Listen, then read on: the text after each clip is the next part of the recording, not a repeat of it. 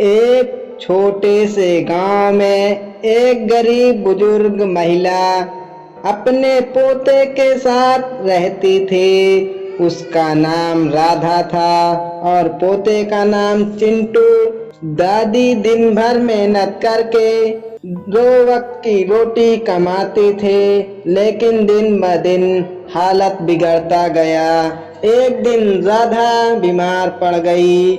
उनके पास कुछ भी खाने को नहीं बचा। चिंटू बहुत भूखा था और रो रहा था।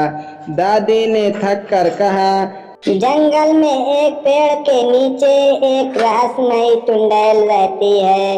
लोग कहते हैं कि वह किसी को भूखा नहीं लौटाती, मगर उसका खाना खाने से पहले 3 सवाल का सही जवाब देना होगा। चिंटू भूख से बेहाल था। वह जंगल की ओर चल पड़ा। रास्ता लंबा और डरावना। अंत में वह पुराने जंगल के पास पहुंचा। वहां सचमुच एक अजीब सी बूढ़ी औरत बैठी थी, जिसके बाल बिखरे हुए थे, आंख चमक रहे थे।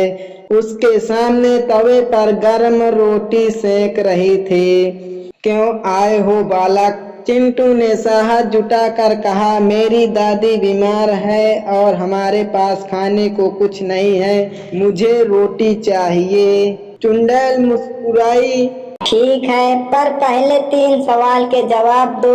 अगर जवाब गलत हुआ तो तुम भी रोटी नहीं खा सकोगे और हमेशा के लिए यहीं रह जाओगे। चिंटू डर गया मगर मान गया। पहला सवाल, वह क्या चीज है जितना बढ़ता है उतना हल्का होता है? चिंटू ने कुछ सोचा और बोला, गुब्बारा। चुड़ैल ने मुस्कुराई और बोले, ठीक। ऐसी कौन सी चीज है जो दिखाई नहीं देती मगर सब महसूस करते हैं? चिंटू ने तुरंत जवाब दिया, हवा। चुड़ैल थोड़ी हैरान हुई पर सिर हिलाया। ऐसी कौन सी रोटी है जो पेट भरती है और डर भी? चिंटू चुप हो गया, फिर बोला, आपकी रोटी। चुड़ैल हंस पड़ी। बिल्कुल सही, मेरी रोटी पेट भी भरती है और डर भी देती है। वह रोटी उठाकर चिंटू को देने लगी मगर बोली, ये रोटी सिर्फ सच्चे दिल वालों का ही पेट भरती है, इसे लेकर जाओ।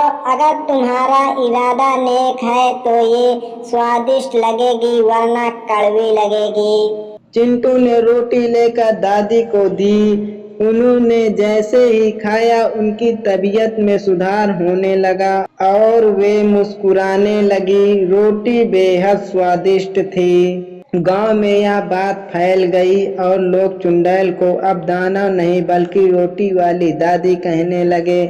चिंटू और राधा की जिंदगी बदल गई।